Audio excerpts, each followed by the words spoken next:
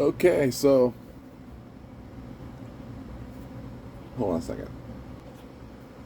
Okay, so here's what I've discovered so far. Okay, so this is a 38 special caliber bullet. Okay, casing, projectile, primer, you know, all the good stuff, right? This has got a long ass history. It was designed in like 1898 or something like that, and it was used in the Spanish-American War. But back then, it was a black powder load, and the Moa Indians, I believe, is what we were fighting. It would not penetrate their shields.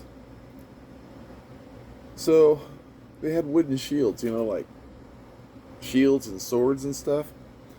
So they came up with, well, they did away with the black powder and they came up with a 38 special, this one, because it has a more advanced propellant, gunpowder.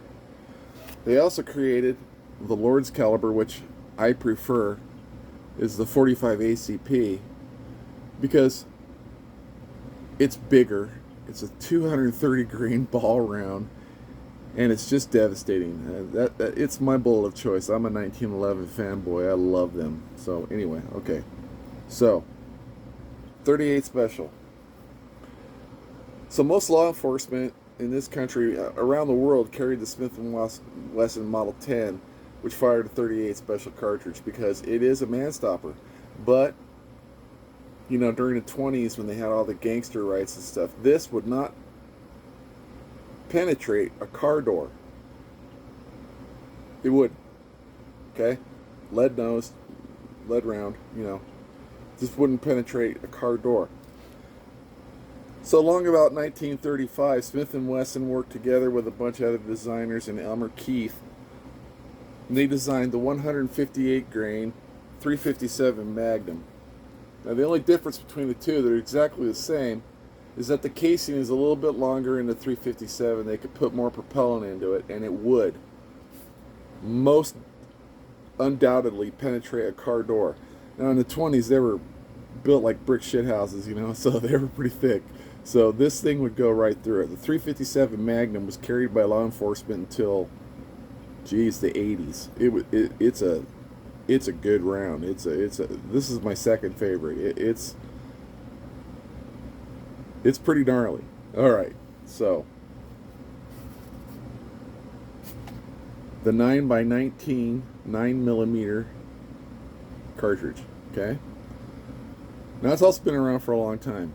The Germans came out with it about the turn of the century, 1900. In fact, Luger did that's why it's called a Luger, 9mm Luger, because he designed his 9mm P08 Luger, I guess, around this cartridge, and the Army in the United States wanted it to be in 45, and there's only two of them made, and they're worth over $1 million now if you have one. So there's only two of them that are in existence. One was fired multiple times in testing, and they decided to go with the 1911 because it was American made and it was made by John Browning and all that wonderful stuff. But the reason why you guys carry a 9mm, look at the bullet. Okay? See how round that is? Look at this. That'll definitely go through a car window. But look. Okay? And the 38 special. Okay? Or the 357 Magnum. That'll definitely go through a car window. But the reason why... Here, let's see. You see the ends? One's made for a revolver, one's made for an automatic pistol. Now the stupid thing is, most pistols were made, back then only carried 6 rounds. And if you're a good shot, 6 is really all you need. Okay? But in the 9, you guys got your Glock, right? I don't have a Glock because I don't like them. Plastic Tupperware guns. I don't really like them. And Gustav decided not to change them since 1982. He's never changed design. Sizes, shapes, all that, yeah, okay, but they all look the same. They're all blocky. They're all ugly. They all have gritty, shitty triggers in them. I just don't like them. I'm just not. It's just me. I don't like the Glock. Okay, so, but the reason why, and this is really dumb, this will penetrate a car windshield, but also you could double stack this thing into 1918, 1915 for your Glocks, 15, 16 in the pipe. Double stack capacity. So you FBI guys, sometimes, a car's rolling at you at high speed, you've got full of criminals, you can pop them right through the windshield with this and kill them. Yeah, okay, it'll stop a car. Will it go through a car door? 50-50 chance. Okay, but because it's got a ballistic head on it, it'll go through a windshield, no doubt. So really, that's the reason why, is to penetrate windshields, and because you can carry a whole lot. Okay, that's the whole deal. So whatever. Myself, I like the 45 ACP. It's the large caliber, they call it. 2 World Wars. It does some damage. 230 grain bullet. Yeah, capacity, in a standard is 7. Nowadays it's 8. You can get magazines that carry 10, plus one in the pipe is 11. That's what I have.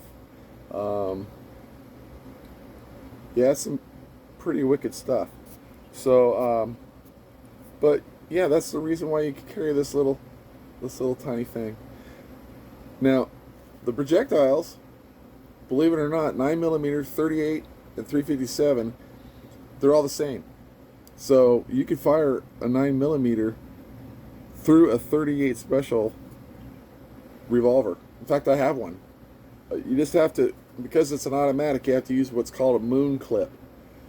It goes in the cylinder, files through the barrel. It's the same exact size, because the projectile is the same exact size as the 38. .38 caliber is a U.S. measurement. 9mm is a European measurement. 357 is not actually 357. It's the casing micron. Okay? It's not the bullet. The bullet is .357. 38, .357. 9mm, .357. All the same. It's all the same shit. It's just you got to use a moon clip to fire a 9mm in a revolver because of the casing. It'll fall right through or get stuck, and you won't be able to eject it. So that's why they have to carry moon clips in it. But that's a brief history on it right there. So yeah, it's kind of silly, but yeah. So the FBI was experimenting with the 10mm around in the 80s, and it was too powerful. Guys couldn't keep their sights on target, so they backed off of that. Then they cut it down and they tried to do the 40 caliber. The 40 caliber and a 10mm are exactly the same. You can fire a 40 cal in a 10mm pistol. In fact, I have a 10mm 1911 that fires a 40 caliber. So it's not recommended, but it works. It does it. It's just because it's so short. It's shorter than the 10mm. That's why they don't want to recommend it, but it seems to work fine. But really, that's the reason why you guys carry these 9mm. They're easier to shoot, and yes, they shoot straight, and they do stay on target. But so does the 38 Special. 38 Special, okay, this moves at about 800 to 900 miles per second, right? 8 to 900 feet per second, FPS. Okay, this moves at about 1,100 feet per second. This blows it out of the water at about 1,300 feet per second. This thing is moving, and it's a 158 grain projectile. The newer ones are 125 grain, but it was originally designed with the 158 grain, and I fire these through my 357s, and I have a lever action rifle that I use these in too. And you can also shoot a 38 Special through a 357 Magnum handgun. And you can also shoot a 9mm 9x19 NATO through a 357 handgun. The reason why I say a 357 is because it's built thicker. It's got higher pressures in the 357, so the higher pressure of the 9mm will fire without damaging the weapon, and the 38 will fit. You don't have to worry about pressures, but it will fire. And it shoots straight. This shoots straight. This shoots horribly straight. In fact, yeah, it was designed. Well, it's like the Browning M2, you know, the 50 caliber machine gun. It was designed in 1902 by John Moses Browning, and it was designed. The bullet was designed to shoot through brick buildings. Brick buildings. Now, the U.S. military has denounced the 50 caliber because it is too destructive. It didn't stop them in World War II because they blasted the hell out of the Japs and the Germans with a 50 cal. But yeah, that's the reason why. But they always kept the 1911 in a 45 ACP. A lot of people talk about man stoppers and all that, and it's the kinetic energy. It puts about 400 pounds of kinetic energy to the target. Even if it doesn't kill you, it's going to mess you up, okay? This is also a man stopper. This delivers quite an amount of kinetic energy. It's enough to put you down. It'll put a hole in you. This will blow parts off of you, as well as the 45 ACP. This just puts nice little holes in you. That's why they have hollow points, and they have those little what they call penetrator rounds, and they're not really hollow point, but they got like a screw head. Looks like a screw head on it. It just creates a larger cavity in the human body. In other words, it makes a larger hole so that you'll bleed out faster. But if you carry the 45 ACP, you don't have to worry about that because it's going to put a big ass hole in you. So anyway, that's the reason why. Stupid, but hey, you know, it makes sense. It keeps you guys alive. You know, I'm all for it. Okay? All right. Later.